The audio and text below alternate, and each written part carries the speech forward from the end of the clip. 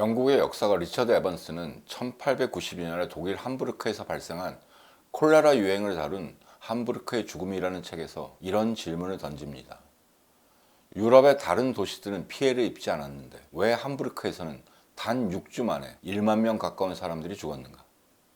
여러분도 짐작하실 수 있겠지만 효과적인 공공의료 정책의 부재, 근거 없는 의학 지식, 빈민의 비참한 생활 조건 등이 결합하여 이런 비극을 낳았다는 것이 이 역사가의 대답입니다.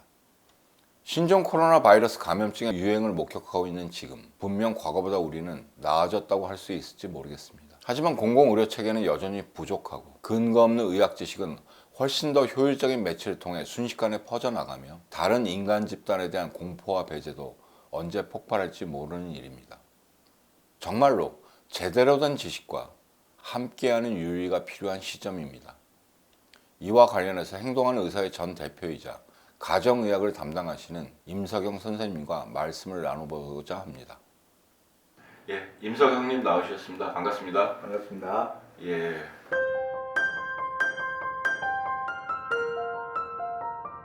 고맙습니다. 근데 어쨌든 사태가 긴급해서 빨리 어쨌든 본론으로 좀 들어가서 그런데 좀 무식한 질문을 해보면 이른바 신종 코로나 바이러스 감염증 혹은 이제 우한폐렴이라고도 하는데 이거 좀 알기 쉽게 좀 설명을 해주시죠. 그러니까 사람에게 감염증을 일으키는 것은 크게 뭐 여러 가지가 있지만 세균하고 바이러스가 있는 거죠. 근데 이 코로나 바이러스라는 것은 흔히 우리가 감기 바이러스의 한 종류로 있었던 건데 그 특징이 인수 공통, 그러니까 동물하고 사람한테 둘 다 감염증을 일으킬 수 있는 어떤 바이러스의 한 종류입니다. 그런데 특정한 바이러스의 한 부분이 동물에서 있다가 사람으로 다시 넘어오는 과정에서 변종이 생겼을 때 신종이 생기는데, 근데 신종이 생기면서 이제 사람에게 굉장히 좀 치명적인 질환이 생기는 병을 이제 감염증을 좀 주의하게 좀 봐야 되는데, 코로나 바이러스는 특징적으로 호흡기계 즉 폐, 흔히 말하는 폐렴을 많이 일으키는 그런 바이러스로 감염증을 일으켰는데 대표적인 게 사스, 그 다음에 메르스 이렇게 있고, 이번에 사스하고 메르스하고 크게 보면은 코로나 바이러스긴 하지만 또 달라진, 그래서 신종 코로나 바이러스가 이번에 새롭게 우한 지역을 중심으로 폐렴 환자들이 많이 생기면서 이제 발견이 된 거고요. 다만 이제 여기서 좀 말씀드릴 거는 그 지명을 붙여서 어떤 병을 얘기하는 거는 그 어떤 차별이라든가 아니면 편견을 좀 나올 수 있기 때문에 공식 용어인 신종 코로나 감염증 이렇게 말씀해 주시면 될 것 같습니다. 그렇죠. 이게 최종적으로 나타나는 게 폐렴이라고 이제 말씀을 하시는데 그럼 폐렴에 동반되는 여러 증상들이 나타나는 게 뭐 기침, 고열 이런 거 보통 이제 고열, 발열 생기고 기침도 나고 가래가 생기는 건데, 심한 폐렴의 가장 큰 문제는 호흡 부족. 즉 몸을 유지할 수 있는 혈액 내 산소 농도를 유지하지 못하는 그런 모습으로 나타나기 때문에, 문제는 그 세균이 한 경우에는 항생제를 쓰면서 그런 위험 기간을 뭐 다른 보조, 좀 인공호흡기를 한다든가 뭐 산소를 준다든가 이런 보조를 통해서 그 기간을 넘기고, 그리고 그 세균을 이제 치료하고 그러면서 호전을 경과를 갖는다고 하면, 바이러스 폐렴은 그 신종 코로나 바이러스만을 치료하는 항바이러스는 지금 없기 때문에, 그럼 그 기간을 못 넘기게 되면 중증 폐렴을 갔을 때 이제 사망으로까지 이를 수 있는 그런 상황이라고 볼 수 있습니다. 어쨌든 폐렴이 굉장히 무서운 거네요. 모든 병이 굉장히 무섭죠, 뭐. 그러면 어쨌든 사람들이 제일 궁금한 거일 텐데 어쨌든 개인 차원에서 뭐 사회적이고 국가적인 대응은 좀 이따 여쭤보고 개인의 차원에서는 어떻게 돼요? 근데 일반적으로 코로나 바이러스는 이제 다른 거 마찬가지로 이제 보통 이제 기침하면 이런 침 같은 거에 이런 그 바이러스가 있다가 그러면 다른 사람의 이제 호흡기가 상기등으로 넘어가는 건데, 이게 직접적으로 제가 말할 때 이렇게 제 말 속에 바이러스가 섞인 어떤 비말이 감염이라고 하는데요. 침 가가지고 예를 들면 우리 안 의사님께 이렇게 전염된 경우는 굉장히 좀 드물거든요. 대개는 뭐냐면 제가 말하면 이곳저곳에서 지금 바이러스가 뿌려지는 거죠. 제가 감염자다. 그러면 그것을 이렇게 만지면서 또는 지금 이렇게 종이를 만지면서 이렇게 하다 보면 그 감염증의 손으로 지금 안 의사님 손에 이제 묻게 되잖아요. 요거를 가지고 보통 피부를 뚫고 간다는 것은 좀 드문 걸로 돼 있고요. 뭐 이제 된다면 뭐 그걸 가지고 음식을 먹게 된다거나 눈을 뭐 이런 걸로 인해서 감염이 옮겨간다고 보기 때문에 사실은 이제 마스크하고 제 대표적으로 얘기한 게 마스크하고 손 씻기인데 지금 현재 밝혀진 바로는 손 씻기가 가장 중요하다. 네. 손을 얼마나 자주 씻어요? 손은 뭐 수시죠, 수시로. 예를 들면 주로 적어도 음식을 섭취하기 전에는 씻고, 그 다음에 이제 보통 뭐 대소변을 본다든가 그 이후에는 씻어야 되는 거고, 그렇게 이제 기본적으로 이제 주의를 해야 아니 이게 됩니다. 어쨌든 손 씻기가 가장 중요하다고 뭐 예. 정부에서도 질병관리본부에서도 TV에서도 계속 어쨌든 강조하는 건데. 그리고 마스크의 경우에는 뭐 N95 마스크가 사실 이게 가장 바이러스 자체까지 막을 수 있는 건데 실제로 써보면 너무 답답하고요. 아그 일상적으로 그거를 착용하기가 너무 어렵고 그 다음에 그거 계속 쓸 수 없잖아요. 일회용으로 써야 되기 때문에 결국 그렇다고 하면 보통은 이제 수술용 마스크라고 해서 흔히 파는 이렇게 무직이나 아니면 이렇게 된 마스크를 쓰게 되는데 이거 자체는 이제 큰 거는 침 같은 거 걸러주는 건 분명히 효과는 있는 건데 사실은 이제 그러니까 안 쓴 거보다는 쓴 게 좀 낫고요. 그리고 제일 중요한 거는 마스크 일단 쓰면 조심하게 돼 있습니다. 뭐든지. 네, 그래서 마스크는 그런 개념으로 생각을 해주면 될 것 같고 혹시 이제 본인이 이제 기침이나 가래가 있다 이러면은 네, 가려줘야 되죠. 그래서 이제 기침 예절이라고 표현하는데 이런 손으로 가린다든가 아니면 이제 옷으로 가린다든가 그다음에 자기가 만약 손으로 가려서 했을 경우에는 자기 손을 이제 씻으면 되니까 그런 식으로 이제 해야 되는 거라고 생각합니다. 메르스 사태가 끝나고 난 다음에 바이러스가 지나간 자라는 인터뷰집을 여러 분하고 같이 어쨌든 작업을 하셨어요. 그랬는데 그때 어쨌든 그 인터뷰집이 던진 질문, 그 사람들이 모이게 된 질문이 왜 메르스 감염병이 사태가 되었는가? 감염병이야 있을 수 있는데 지금 생각하면 너무 큰 질문을 저희가 던졌네요. 가장 중요한 거죠. 무엇이 바뀌어야 제2의 메르스 사태를 예방할 수 있는가? 그런데 어쨌든 한지 지금 딱 5년, 4년 반, 5년 만에 이제 또 이런 사태에 직면했는데 어쨌든 현재 차원에서 뭐 정부 혹은 한국의 사회 시스템의 대응이 뭐 잘 되고 있는 건가요? 일단 정치적 편견을 버리시고 저는 의료인으로서 개인적으로 메르스 때와는 훨씬 잘 하고 있다고 생각합니다. 어쨌든 배운 게 있다. 그럼요. 네. 일단 신종 바이러스에 대한 기본적인 그 감염 경로에 따라서 대책을 세웠고, 그다음 그 위험에 대해서도 현재 단계를 보면서 그 관련된 대책을 좀 하나씩 착착해 나가고 있고, 무엇보다도 달라진 것은 정보 공개인 거죠. 확진자의 경우에 사실은 이제 메르스 때문에 비교하면은 어떤 환자가 생기고 그 이동 경로가 어떤지 현재 상태가 어떤지 전혀 알 수가 없었습니다. 근데 지금은 그런 게 다 적어도 그러니까 시간차는 있어요. 왜냐하면 역학조사를 하고 나서의 결과를 발표하기 때문에 대략 확진자 발표 이후에 한 다음 날 한 오후 정도 되면 지금 그게 다 밝혀지고 있고, 그리고 무엇보다도 그의 그 접촉자에 대한 어떤 조치들을 하고 있는 거거든요. 근데 이제 한 가지 좀 생각을 하셔야 될 거는 그 접촉자 관리라는 게 쉬운 일이 아닙니다. 예를 들어 세 번째 환자가 이번에 확진자의 경우에 한 74명의 접촉자가 있다는데, 그럼 74명에 대해서 자가격리하고 그 환자들 능동감시라는 것은 하루에 2번 이상 증상 있는지 없는지 확인하는 거거든요. 그러면 거기에 달라붙어야 되는 인력이라는 게 그래서 결국 감염 관리라는 게 의료기관은 치료를 하지만 전체적인 방역 당국이 있고 지자체에서 끊임없이 그런 관리를 해줘야만 이게 관리가 되는 건데, 그런 과정에서 의사소통, 메르스 때는 그 각각의 기관 사이의 의사소통도 제대로 안 됐거든요. 지금 잘 되고 있습니까? 지금은 저는 잘 안 된다는 징후도 객관적으로 좀 보이지 않고요. 그 다음에 제 주변에서 그렇게 보이지도 좀 않아요. 그러면 그런 어쨌든 변화를 만들어냈다. 그 변화를 만들어낸 힘은 뭡니까? 그거는 우리 사회의 당연한 요구였다고 봐요. 보건의료 당국, 정부 당국도 굉장히 그 변화를 느꼈고요. 보건당국에서 필요한 조치는 할 거라고 생각합니다. 다만 그게 제대로 되고 있느냐, 그 다음에 좀 부족한 점은 없느냐, 이런 거는 계속적으로 나타날 수는 있다고 봅니다. 그런 면은 있지만 어떤 질적인 측면에서 메르스 때와는 적어도 한 발은 나간 거 아니냐, 아직도 부족한 건 많겠지만 그렇게는 볼 수 있고, 저는 좀 그런 면에서 현재 어떻게 대응하는지를 좀 더 지켜보고 있습니다. 어쨌든 메르스 사태 이후에 한국 사회에 뭐 변화가 있고 그래도 좀 나아졌다라고 치고, 근데 또 한 가지는 어쨌든 의학 지식이 이제 발전하고 한 건 맞죠. 그리고 많은 사람들이 또 알고 있는 것도 맞을 텐데, 또 거꾸로 잘못된 지식이 전달되는 경우도 있어요. 그중에 대표적인 게, 제가 어쨌든 유튜브 보다가 네. 이 신종 코로나 바이러스 감염증이 네. 젊은 사람, 네. 여기서 젊다는 게 건강하다, 그다음에 뭐 면역력도 강하다, 뭐 이런 사람에게 더 치명적일 수 있다, 혹은 더 위험하다, 이런 식의 주장도 있는데, 이거에 대해서는 뭐 어떻게 이해해야 하는 됩니까? 이게 이런 말을 이제 의료인들이 지금 이제 광고 TV나 이런 데서 많이들 하는데, 하는 이유는 뭐냐면, 나는 이제 젊은 사람들이 나는 이제 건강하니까, 그리고 이건 바이러스다, 나는 괜찮다, 그래서 조심하지 않는 그런 경향들이 있거든. 그렇지 않다는 걸 말하려고 하는 거지. 예를 들면 젊은 사람들이 고령이거나 만성질환자 또는 면역이 약한 어린 아이보다도 더 이 감염증이 약하다, 이런 뜻은 아닙니다. 뭐 말 그대로 아다르고 어다른 이런 그렇죠. 느낌인데요. 네.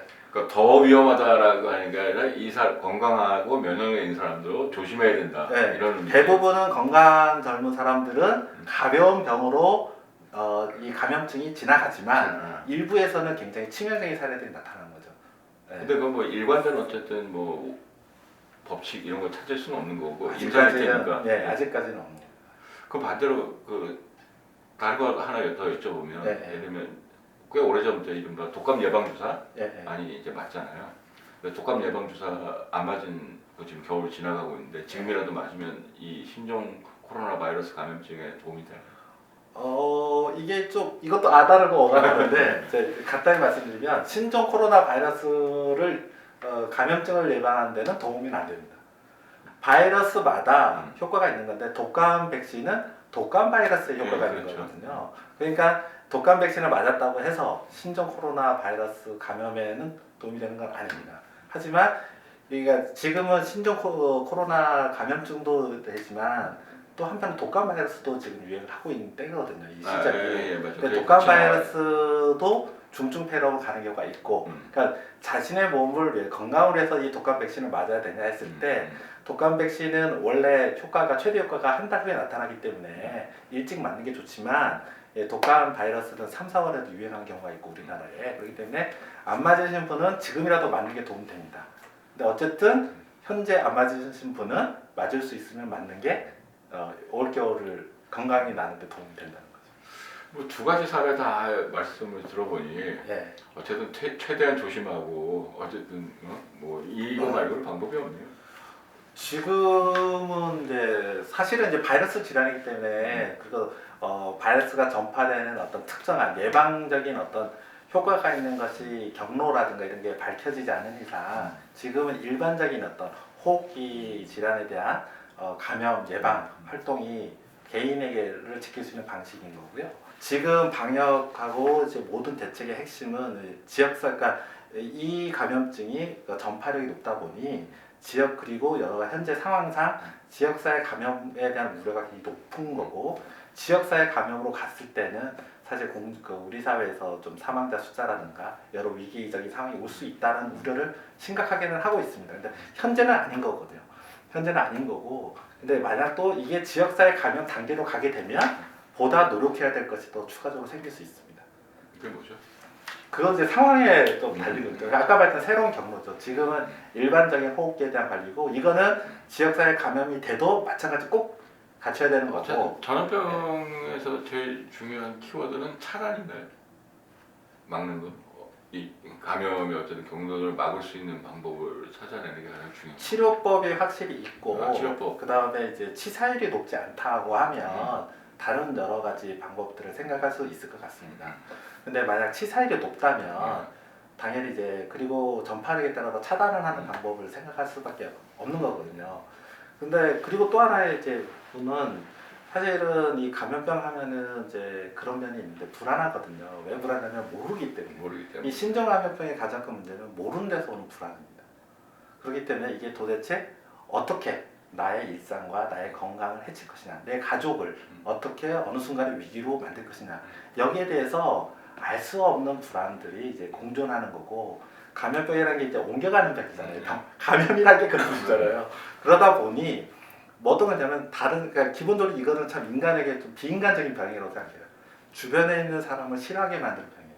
다른 사람들을 멀리하게 만드는 병인 거고 그런 이제 측면이 있습니다. 그런데 그러니까 결국은 이 병이라는 게 경과를 보면서 그러니까 전문가의 역할이라는 거는 가장 효과적으로 할 수 있는 방안을 찾아내는 거라고 생각하는데 지금까지는 이제 그건 거고요. 지금까지 알려진 바는 그리고 뭐 사람이라는 게 같이 사는 게 사람인데 그래서 국가는 국가대로 지금 최대한 방역에 즉 지역사회 감염으로 확대되는 걸 막기 위한 방역 활동을 하고 있는 거고요. 네, 현재는 좀 그런 단계이고 이게 만약 다른 단계, 질적으로 다른 어떤 감염 상태가 된다면 그때는 또 다른 어떤 대책이 필요할 수도 있습니다. 뭐 예를 들면 이런 거는 최근에 놓던 계약 연기, 어린은 그 다음에 이제 노인 시설에 이런 부분들에 대한 대책들 저는 개인적으로 약간 지금은 좀 섣부르다.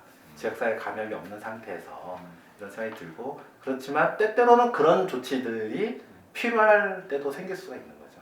네. 그럼 되게 굉장히 어려운 것 같은데요. 예방이란 말이 어디까지 예방을 이제 과하게 하면 네. 기존의 삶의 어쨌든 이 틀 네. 약간 깨지고 네. 예방을 좀 적게 하면 확 이제 감염병이 어쨌든 확산될 수도 있고 어느 시점에서 어떻게 적절한 판단을 하느냐가 참 문제네요. 그런 면에서 또 하나 이제 고려 요소가 있는 것 같아요. 이거는 저 혼자 생각입니다. 뭐냐면 그 한 사회 의료 치료, 그러니까 의료 시스템의 어떤 능력이라고 할까요? 그러니까 우리 한국 현재 의료 시스템이 예를 들어 내가 아팠을 때 어느 정도 감당하고 치료해낼 수 있느냐, 그 다음에 어느 정도 인구가 그런 감염증이 생겼을 때 감당할 수 있느냐 이런 요소도 좀 굉장히 중요하다고 봅니다. 그런 면에서 아까 그 메르스 사태 발生때 그 관련해서 말씀 못 드렸지만 메르스 사태 이후에 감염 관리라든가 특히 신종병에 대한 이제 격리 병상 수도 확보됐고 가령 이제 저는 일산 지역에서 지금 근무를 하고 있는데 세 번째 확진자의 경우에 명지병원에 입원을 했어요. 그때는 그러니까 일산병원에 있는 시민들하고 많은 사람들이 불안해합니다. 불안하는데 이 그 메르스 때와 다르게 지금은 어떻게 가냐면 집에서 1339로 해서 보건소에 신고하면 보건소에서 방역 장비를 다 챙기고 가서 그 환자를 명지병원까지 데려가는 거고요, 확진자를. 그리고 그 격리병실로 가는 그 출입구가 일반 환자분하고 이용 그 병원을 다니는 출입구가 별도로 돼 있습니다. 별도의 엘리베이터로 이렇게 해서 들어가서 격리병실로 가고 그리고 나서는 그 지나간 공간 다 소독을 하기 때문에 그러니까 예전에 메르스 때는 메르스 환자인지도 모르고 가서 응급실 가서 전파했던 거랑 완전히 다른 거거든요. 그 병원이 그때는 전파의 온상이었으니까. 그리고 그 치료에 대해서 접근하는 것도 굉장히 좀 다른 거고 그 다음에 지금 이제 신종플루 등을 거치면서 선별 진료소에서 최대한 이제 감염 뭐라고 할까요 그 진료 과정에서의 감염되는 것도 좀 막고 있는 거고 또 똑같은 중증 테라미를 하더라도 거기에 대한 치료하는 능력에 대해서도 분명히 좀 달라진 게 있고요. 근데 그렇기 때문에 이거는 감염이라는 저희가 제가 지난번에 인터뷰하면서 느꼈던 게 감염할 때는 감염에 대해서 또 쫙 얘기해요 사람들이. 뭐 최근에 아주대 외상센터 얘기했잖아요. 그 외상센터도 여러 시설 설비들이 필요해요. 근데 이거를 다 각각으로 만들 수 없습니다. 예를 들어 재활만 해도 그렇고요. 다 그렇거든요. 결국은 하나의 의료 시스템이 저는 이제 약간 유연해야 된다는 거거든요. 매 시기마다 사회적으로 요구되는 게 달라요. 어떤 시기는 외상에 대한 어떤 요구가 또 늘어날 수도 있고요. 지금처럼 감염에 대한 어떤 그 의료적인 대처 능력이 필요할 때가 있거든요. 그러니까 그러면 그 의료 시스템이 그럼 그것을 그렇게 유연하게 대처하면서 감당해낼 수 있느냐 이런 면도 굉장히 중요했던 부분이고 사실은 의료계 내에서는 저는 그런 얘기들이 되었고 많이 되어 가고 있다. 물론 아주대병원 사례가 나타나듯이 아직 완벽하지 않습니다. 그걸 역으로 아주 단순화시켜서 공공의료가 아직도 정착되지 못했고 한계가 있다. 이런 말씀을 좀 드리는 것이 있고 아마도 현재 수준을 넘어서서 확진자가 더 늘어나고 지역사회에서 혹시라도 좀 불행한 일이지만 그렇게 이 감염병이 더 확산된다면 그런 문제들이 나타날 수도 있을 있을 거예요, 우리나라에서도. 근데 어쨌든 그 의료 시스템이 그걸 어느 정도 감당할 수 있냐 요소도 굉장히 좀 중요하다고 좀 보는 거고요. 그러니까 결과적으로 신종 감염병에 대한 대처는 사회 총 역량이 이제 감당하는 것이라고 생각합니다. 그렇기 때문에 나 혼자 어떻게 해서 다 예방한다. 사실 이렇게 생각해서는 답을 찾을 수 없고요. 그러면은 그냥 출입하지 않고 정말 나 혼자 살아야죠. 다. 근데 사람이 그럴 수 없는 거잖아요. 결국은 우리 사회가 이거를 어떻게 같이 잘 이겨낼 것인가. 그리고 그 이겨내는 과정 속에서 나는 또 개인적으로는 어떻게 할 것인가. 사실은 이렇게 바라봐야 할 때 이번 어떤 감염병이라는 이 위기도 우리가 잘 이겨내고 또 이겨내는 과정 속에서 또 우리 사회가 좀 더 성숙하고 의료 시스템도 더 우리가 요구되는 어떤 위기에 대처할 수 있는 의료 시스템으로 발전할 수 있지 않을까. 저는 사실 그렇게 보고 있고요. 그런 관점으로 이제 앞으로 이제 사태들을 좀 보고 현재의 모습에서도 이제 보는 거죠. 아, 이런 모습 보면서 우리가 더 해낼 게 뭐가 있느냐 이런 관점도 좀 보고 있는 거고요. 그러면서 좀 지금까지는 어쨌든 좀 긴장을 많이 하고 있는 편입니다. 사실은 아마 저는 직접 일선에 있지 않지만 관련된 일선에 있는 다 사람분들은 왜냐하면 이게 위기가 됐을 때 굉장히 위험한 사태까지 될 수도 있기 때문에 굉장히 긴장해서 이 사태와 확진자 나오는 과정들을 쭉 보고 있고 그러고 있을 거라고 저는 생각하고 있습니다. 네. 예, 잘 아시겠지만 서양 중세말에 흑사병이 유행했을 때 뭐 유대인들이 우물에 독을 풀었다 뭐 이런 소문 때문에 유대인들이 많이 박해당하고 학살당하기까지 했는데 뭐 지금은 이제 그렇게까지는 아니지만 그래도 중국인 포비아 혹은 뭐 외국인 포비아 뭐 이런 현상도 지금 나타나고 있고 만만치 않게 나타나고 있고 그다음에 그 우한에서 어쨌든 귀국할 우리 한국 사람들은 이제 격리 수용한다 이런 문제에 대해서 그 해당 지역 사람들의 반발이 굉장히 만만치 않고 또 그거를 이제 정치권에서는 자기 좋은 대로 이용하기도 하고 이런 현상이 있습니다. 이거에 대해서 의료인으로서 좀 말씀을 좀 해주셨으면 좋겠어요. 굉장히 어려운 문제인데, 근데 그 일단 당장의 현안에 대해서는 짧게 말씀을 드려야 될 것 같아요. 지금 그 교민에 대해서 그 시설에서 일단 잠복기간 격리하는 이런 문제인데, 이거는 이제 공중보건상으로는 꼭 필요한 일이고 무엇보다도 그 지역 주민분들이 우려하시는 지역사회 감염으로 가는 그런 일은 저는 없을 거라고 생각이 들고요. 그래서 지역 주민들과 먼저 소통하고 그다음 이런 문제는 또 별개로 공중보건상은 그건 필요한 일이고 그리고 정치권에 대해서는 이 말씀을 꼭 드리고 싶은데요. 아까도 말씀드렸지만 지금 현재는 위기까지는 아닙니다. 위기까지는 아니지만 위기로 발전할 여지가 굉장히 많은 어떤 상황이거든요. 이런 상황에서 정치권이 그럼 우리 사회가 이 위기를 어떻게 이겨내야 되느냐, 그러기 위해서 뭐가 필요하느냐, 그걸 준비하고 마련해 나가는 이런 활동을 해야 되는데 오히려 그런 위기를 가지고 조장한다거나 내지는 그런 어떤 자신의 어떤 특정 정파의 이익을 위해서만으로 이 사태를 보는 거는 참으로 좀 우리 사회의 불행한 일이라 좀 그렇게 생각이 듭니다. 그리고 이제 저는 메르스 때도 그런데 굉장히 이게 인간은 좀 그런 것 같아요. 인간이 과연 선한 존재냐, 뭐 악한 존재냐 이런 표현도 있지만 어쨌든 본인이 이제 위기에 처할 때, 그러니까 본인의 안전, 스스로의 안전에 대해서 어떤 그 원인을 다른 외부로 찾는 것이 아주 기본적인 어떤 낯선 것 에이리언이죠. 그렇죠. 예. 그래서 그것이 기존 것이 아닌 낯선 것을 제거하고 또는 그런 위험 요인은 외부를 차단했을 때 내 자신의 안전을 이제 유지할 수 있다 이런 생각을 기본적으로 하는 것 같거든요.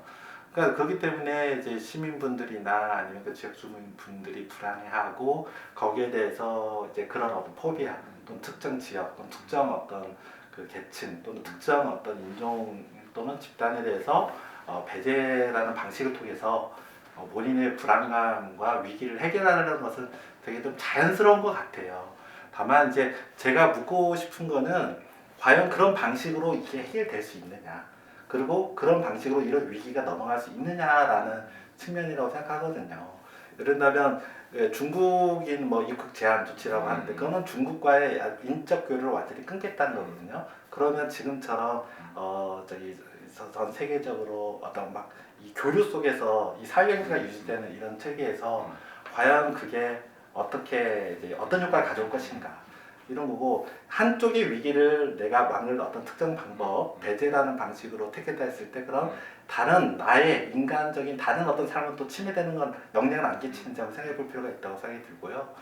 사실 그 의사로서기보다는 이거는 어떻게 보면은 좀 인문학적인 어떤 측면일 수도 있는데 저는 사회 성숙도의 문제라고 생각합니다. 그 3번 그 세 번째 이별 확진자에 대해서도 댓글에 엄청난 욕이 막 달려요. 여기다 달리는데 근데 실제로 우리가 역으로 내가 그런 상황이면 어떻게 했을 것인가. 그리고 그 당시에 그것도 정보가 지금처럼 다 알려진 상황이 아니라 그 당시 그 조건에서 그럼 어떻게 했을 것인가를 좀 생각할 필요가 있고 사람이 그런 면에서 보면은 이 위기를 정말 이겨낼 수 있는 방법이 뭐냐라는 생각을 해야 되는데 그런 면에서 그 어떻게 보면은 이제 가장 쉽게 나올 수 있는 그런 어떤 방식이 위기를 해결해낼 수 있는 방식이 아니라는 게 사실은 역사가 많이 보여줘 왔다고 생각이 들고 또 역으로 그런 방식으로 해서 예를 들면 관동 대지진 때 일본에 있는 그 일본 시민들이 뭐 다는 아니지만 또 그런 방식으로 대처했고 그것이 또 우리의 조상들에게는 큰 피해가 갔던 거 아니겠습니까? 그래서 한번 그렇게 생각해 볼 필요가 있다고 생각합니다. 근데 저는 좋은 사람이 되자는 생각이 아니라 진짜 이 위기를 해결할 방식이 뭐냐. 근데 그거는 포비아나 또는 어떤 것을 배제하는 방식은 아닐 것 같다. 그렇게 좀 생각이 듭니다. 예, 그러면 뭐 마지막으로 좀 말씀드릴 게 이 신종 코로나 바이러스 감염증 예. 어떻게 될 것 같습니까? 지금 말씀하시기는 굉장히 어려울 것 같고 뭐 WTO가 비상사태를 선포하느니 마느니 이런 이야기도 지금 나오고 있는 시점인데 어떻게 될 것 같습니까? 가장 최악의 어떤 상황에 대한 어떤 불안감, 아까도 말씀드린 그런 위기의식이 저한테도 있습니다. 저한테도 있는데 그런데 이제 저는 이제 좀 뭐 드리고 그러니까 그리고 제가 어떤 감염병 전문가는 아니에요. 그러니까 어떻게 보면 의사로서 그런 사태를 좀 더 깊게 좀 더 넓게 좀 바라보는 이제 편이다 이렇게 말씀드릴 수 있고 다만 이제 단계는 있는 것 같아요. 그러니까 각각의 어떤 단계 속에서 좀 볼 필요가 있는데 지금은 우리나라에서 보니까 중국에서 어쨌든 한 지역을 넘어서 중국 전체로 확산되어 있는 상태고 좀 조심스럽지만 우한 지역은 지역사회 감염의 어떤 상황까지 물론 정보가 제한돼서 정확하지는 않지만 된 것이 아닌가라는 우려가 느껴지는 그런 상황입니다. 또 더불어서 지금 최근에 우려되는 것 중에 하나는 이제 무증상 감염자도 전파를 할 수 있다 이런 사례들이 조금씩 나오기 때문에 그러면 현재 이제 저희로서는 어쨌든 많은 중국인들이 이미 감염될 수 있는 분들이 국내에 들어와 있고 교류를 했었던 건데 어쨌든 지금 현재는 어떤 상황이냐면 첫 번째, 두 번째 환자는 공항에서 어쨌든 확진자 의심 환자가 격리돼서 조치가 이루어져서 일반 그러니까 지역사회로 번지지 않았던 거고 근데 세 번째, 네 번째 확진자들은 지역사회에서 이제 뒤늦게 증상이 생기면서 발견된 거고요. 그리고 오늘은 이제 세 번째 확진자를 통한 2차 감염이 이제 첫 사례가 나타난 거거든요. 결과적으로 제가 요즘 이제 사태를 보는 거는 그겁니다. 이제 저희들이 조치했는데 그 첫 번째, 두 번째 환자분들이 이제 입국한 게 20날인가 21일이거든요. 그러니까 많은 분들이 확진자가 많아지면 사태가 악화된다고 생각하는데 저는 좀 관점이 다릅니다. 20일부터 한 26일까지 즉 공항에서의 방역이 중국을 거쳐온 여행객 전체가 확대되기 전까지의 입국한 사람 중에서는 확진자가 더 생길 수 있는 거거든요. 오히려 혹시 모를 확진자라면 발견돼서 빨리 그 접촉자 관리가 이루어지고 더 확대 2차 감염에서 마무리될 수 있도록 이렇게 하는 게 우선입니다. 그런데 예를 들면 26일인가 7일인가 그 세 번째 환자 확진자 이후에 방역 조치가 강화됐단 말이에요. 근데 그 이후에 입국한 사람 중에서 생기거나 아니면은 2차 감염이 더 확대되거나 이런 상황이 됐을 때는 병의에 또 이제 그 공중보건에서 하나의 또 이렇게 또 위기가 지금 오는 거거든요. 그러면 국내에서 더 이제 지역사회 감염이 생길 우려가 생기는 거기 때문에 그런 어떤 포인트들이 좀 있을 것 같고요. 뭐 어쨌든 이제 정부나 아니면 이제 관련 학계에서는 지금 기사를 통해서 발언하는 것을 제가 봤을 때는 그런 상황까지 지금 염두에 두고 어쨌든 대비는 하고는 있을 것 같습니다. 그래서 어떤 막연한 불안보다는 그런 상황의 진전을 이제 보면서 좀 판단을 해야 될 것 같고, 어쨌든 제일 좋은 거는 20일부터 26일까지 입국한 분들 중에서 확진자가 그 외에 더 안 나오고, 제일 좋은 경우는요. 그리고 거기 확진자와 접촉했던 분 중에서 정말 소수만 이렇게 감염된 사례가 되고 더 이상 확대되지 않는 게 가장 이제 바람직한 경우이고요. 네, 만약 그렇지 않는 경우가 됐을 때는 또 그 상황에 맞게 어쨌든 저희 사회가 대처해야 되지 않을까. 그러니까 제일 지금 문제가 되는 거는 그러면 아직 뭔가 확정되지 않았다. 뭔가 좀 어떻게 갈지 모르겠다. 그렇죠. 이게 가장 문제인 신종 것 감염의 같고. 가장점은 그럼 무엇보다 어쨌든 이게 뭐 치사율이 어떻게 되는지. 시간이 좀 필요한 것 같고. 네. 그 대신 그럼에도 불구하고 어떤 가장 최악 말씀하신 것처럼 최악의 사태에 대비할 수 있는 어쨌든 대비들 뭐 이런 것들이 가장 중요하다 이렇게 말씀드렸고, 뭐 저는 뭐 이 자체도 중요하지만 우리 이야기가 메르스 때부터 현재까지 쭉 이어진 걸 보면 이 과정 하나 한편으로는 우리가 질병과 함께 산다. 근데 또 다른 한편은 그 질병을 얼마나 잘 관리할 수 있는 사회 시스템, 그다음에 뭐 아까 말씀하신 사회 성숙도 뭐 이런 것들이 어쨌든 중요하다는 것을 다시 돌아보는 계기가 됐네요. 네, 저는 좀 그렇게 생각하고 있습니다. 오늘 어쨌든 나와주셔서 말씀 고맙습니다. 네, 감사합니다. 알베르 까미는 패스트로 봉쇄된 도시에서 이런 사태에 대처하는 세 가지 태도를 말합니다. 첫 번째는 도피적 태도입니다. 그저 그 도시를 떠나고자 하는 것이지요. 두 번째는 질병이 사악한 인간들에 대한 신의 징벌임을 역설하는 초월적 태도입니다. 끝으로 세 번째는 반항 혹은 저항입니다.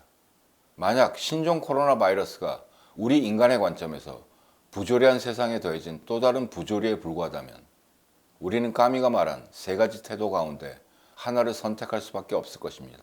어느 것이 우리 인간이 걸어야 할 길인지 여러분의 선택에 달려 있습니다.